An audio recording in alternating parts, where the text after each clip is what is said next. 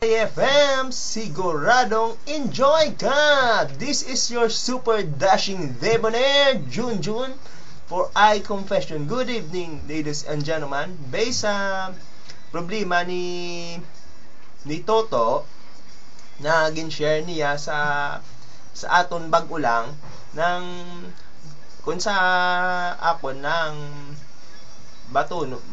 batunon yan ang tong kwan ang babae na kung willing man gid ang babae makigbalik be sa imo be batunon mo sa pero baguhon yang iya na ugali ya dulaon na to yang iya na kwan niya na pagkapalikira na ara na simo kung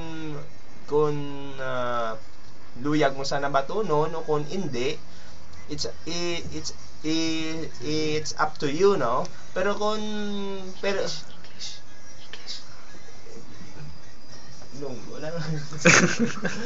it is up to you, no?